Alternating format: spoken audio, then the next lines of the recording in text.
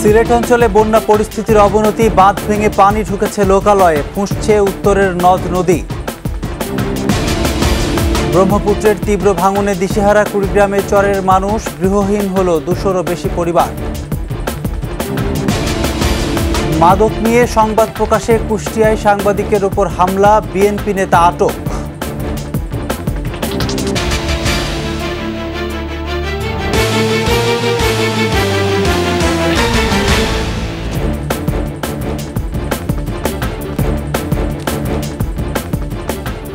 শুনছিলেন first security ইসলামী bank PLC সংবাদ শিরোনাম। আমন্ত্রণ 21 দেশের সংবাদে, সাথে আছি আমি প্রণব চক্রবর্তী। দর্শক, 21 টেলিভিশনের সংবাদ একই সাথে সরাসরি দেখতে পাবেন আমাদের ফেসবুক পেজ www.facebook.com/2124 অনলাইনে। টানা বৃষ্টিপাত ও উজানের থেকে আসা পাহাড়ি ঢলে সিলেট অঞ্চলে বন্যা পরিস্থিতির অবনতি হয়েছে। সিলেটে পানিবন্দী 10 লাখ মানুষ। সুনামগঞ্জে বন্যার্তদের আশ্রয় দিতে 516টি আশ্রয় কেন্দ্র খোলা হয়েছে। মৌলভীবাজারে ধলই নদীর 3টি স্থানে বাঁধ ভেঙে লোকালয়ে পানি ঢুকে পড়েছে। নেত্রকোনায় পাহাড়ি ঢলে নিম্নাঞ্চল প্লাবিত হচ্ছে। এদিকে বন্যার কারণে সিলেট বিভাগে 8 জুলাই পর্যন্ত এইচএসসি পরীক্ষা স্থগিত করা হয়েছে।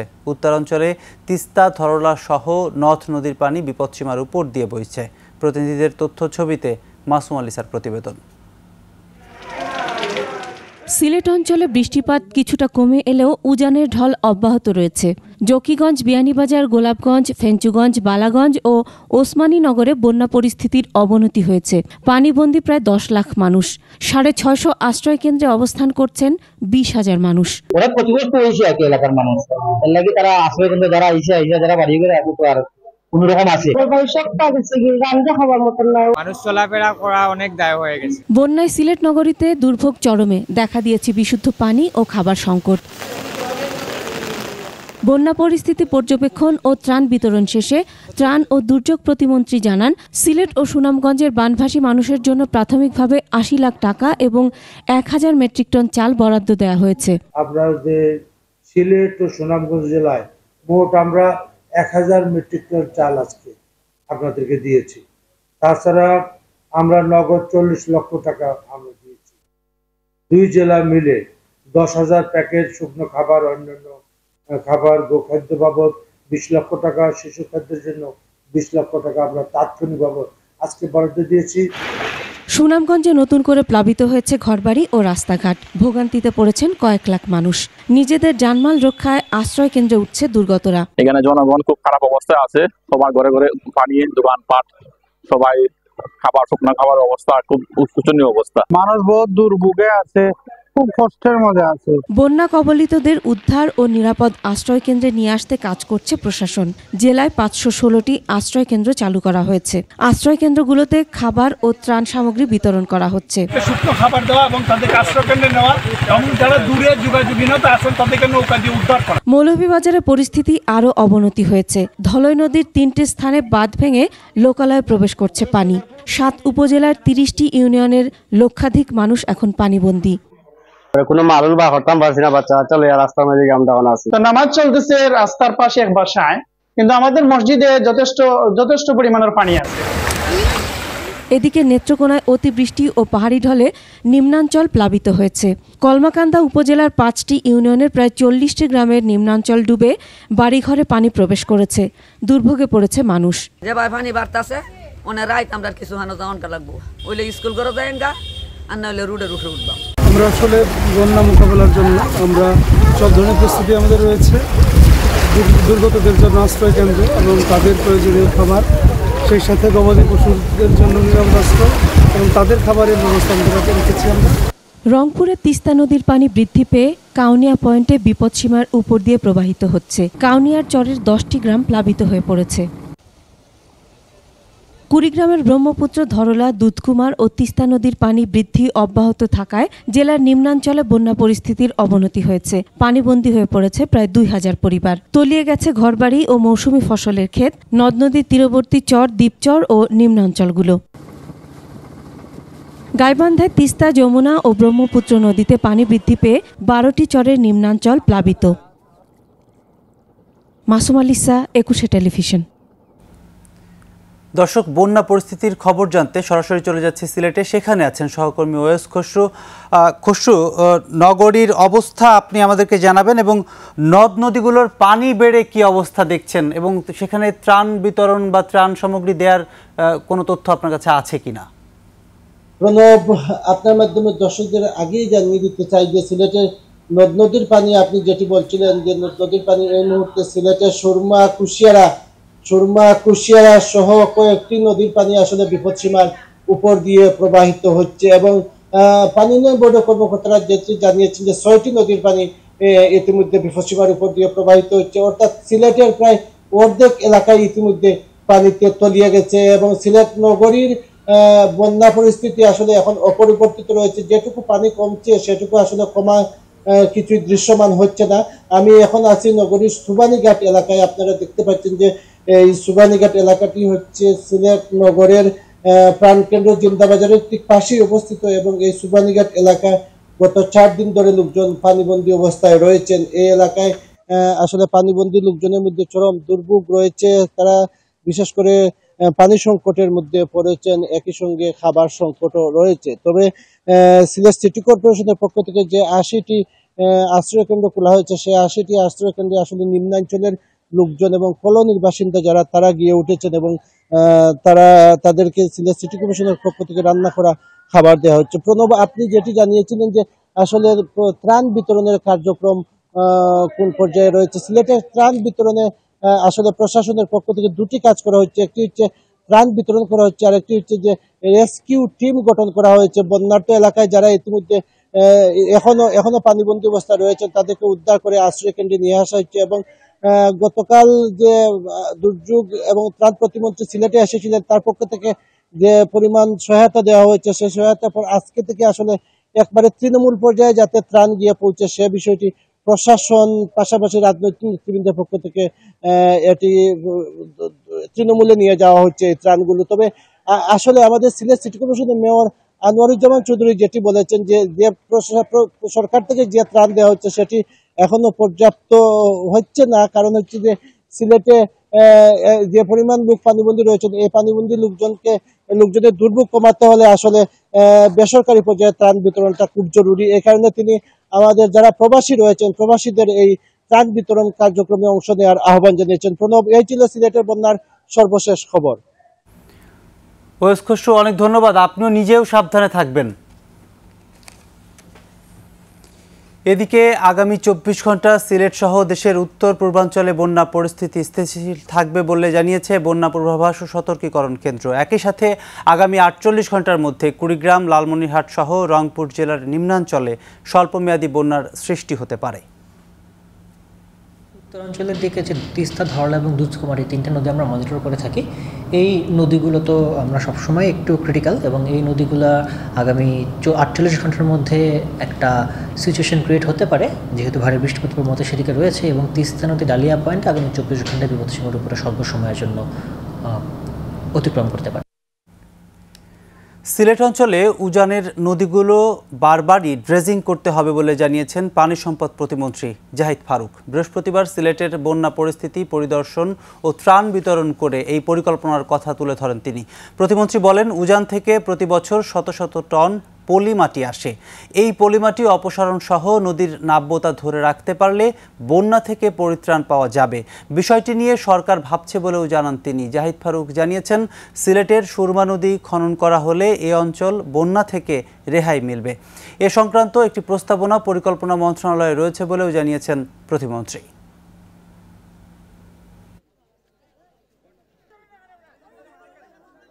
আমাদের ড্রেজিংটাকে চালু রাখতে হবে এবং আপনারা জেনে খুশি হবেন, অতীতে আমাদের যে ড্রেজিং এর সক্ষমতা ছিল, এই সক্ষমতা বৃদ্ধি করার জন্য আমরা বাংলাদেশের 9টি স্থানে আমরা ড্রেজিং স্টেশন করতেছি।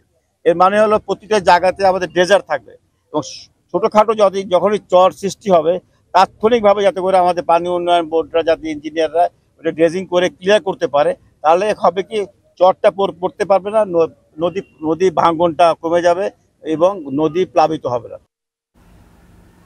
বৃষ্টি ও উজানের ঝলে পানি বেড়ে আগ্রাসী ব্রহ্মপুত্র নদ। তীব্র ভাঙনে দিশেহারা কুড়িগ্রামের বিস্তীর্ণ চরাঞ্চলবাসী। ঘরবাড়ি হারিয়ে মানবেতর জীবনযাপন দুপাড়ের 2 শতাধিক পরিবারের। কুড়িগ্রাম প্রতিনিধি মোহাম্মদ আতাউর রহমান বিপ্লবের তথ্যছবিতে মাসুম আলিসার প্রতিবেদন।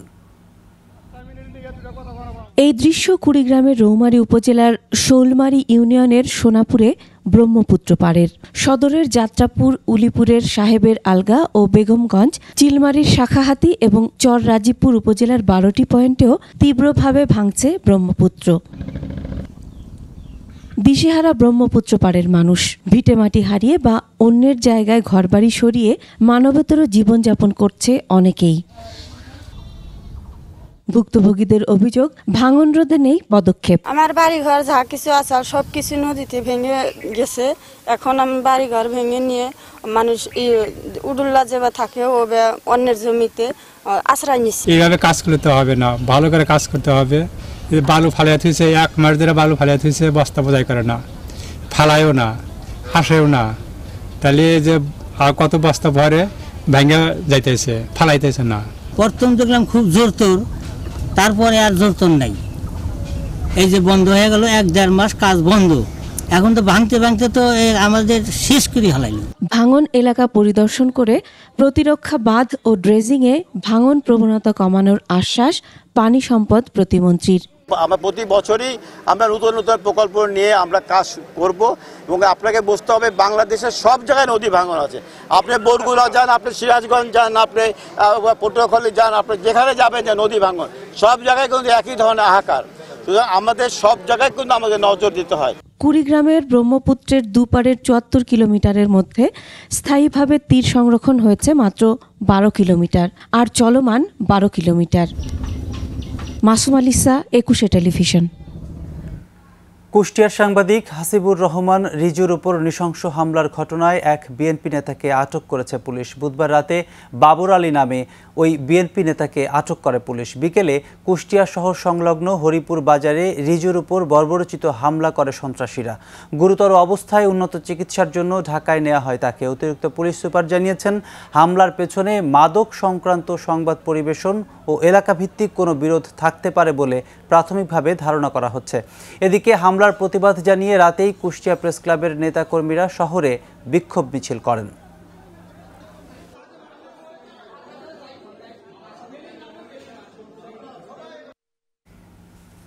নিচ্ছি সংবাদ বিরতি, যখন ফিরছি তখন থাকছে। চট্টগ্রামে টানা বৃষ্টিতে পাহাড় ধসের শঙ্কা, ঝুঁকিতে থাকা বাসিন্দাদের নিরাপদে সরে যেতে মাইকিং।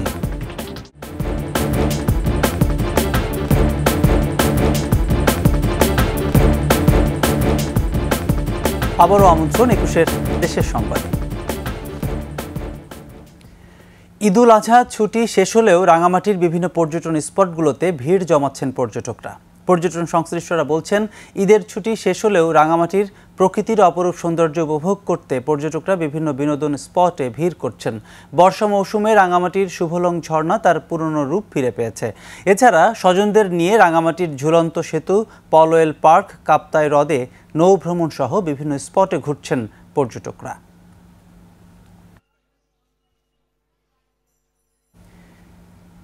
ঈদ শেষে কোনো ভোগান্তি ছাড়াই যার যার কর্মস্থলে ফেরা অব্যাহত রয়েছে। সকাল থেকেই গাজীপুরের ঢাকা টাঙ্গাইল মহাসড়কের চন্দ্রা ও ঢাকা ময়মনসিংহ মহাসড়কের চান্দনা চৌরাস্তা দিয়ে ঈদ শেষে স্বস্তি নিয়েই ফিরছেন মানুষ। গাজীপুরে শিল্প প্রতিষ্ঠান ও পোশাক কারখানা এখনও বন্ধ থাকায় ফেরার সংখ্যা কম। উত্তরবঙ্গের প্রবেশদ্বার ঢাকা টাঙ্গাইল মহাসড়কের চন্দ্রা এলাকা দিয়েই ফিরছেন বেশি। ঢাকা টাঙ্গাইল মহাসড়ক ও ঢাকা ময়মনসিংহ মহাসড়ক অনেকটাই ফাঁকা, যানবাহন চলছে স্বাভাবিক গতিতে।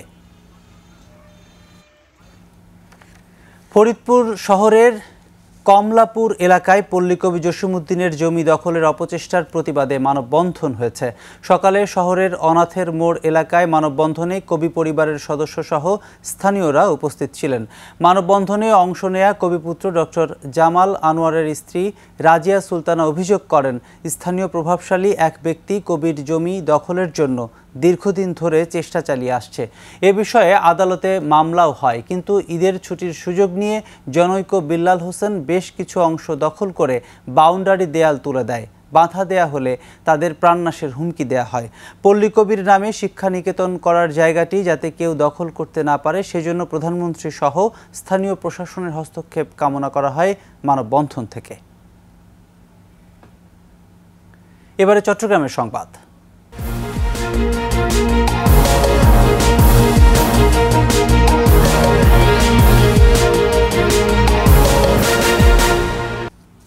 বর্ষা মৌসুমের শুরুতে মৌসুমী বায়ুর প্রভাবে চট্টগ্রামে বৃষ্টি হচ্ছে। ভারী বৃষ্টিপাতে পাহাড়ে ক্ষয়ক্ষতি এড়াতে মাঠে নেমেছে সিটি কর্পোরেশন ও চট্টগ্রাম জেলা প্রশাসন।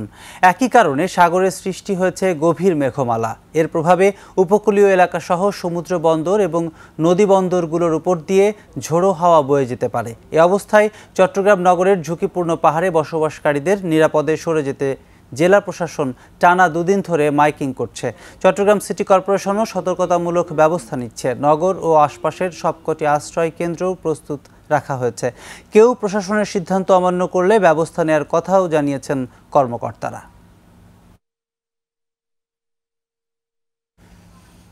এরই সাথে শেষ করছি 21 দেশের সংবাদ। যাবার আগে ফার্স্ট সিকিউরিটি ইসলামী ব্যাংক পিএলসি সংবাদ শিরোনামগুলো আরও একবার।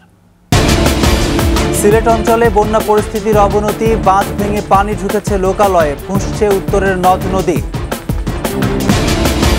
ব্রহ্মপুত্রের তীব্র ভাঙনে দিশেহারা কুড়িগ্রামের চরের মানুষ, গৃহহারা 200-রও বেশি পরিবার। মাদক নিয়ে সংবাদ প্রকাশে কুষ্টিয়ায় সাংবাদিকের উপর হামলা, বিএনপি নেতা আটক।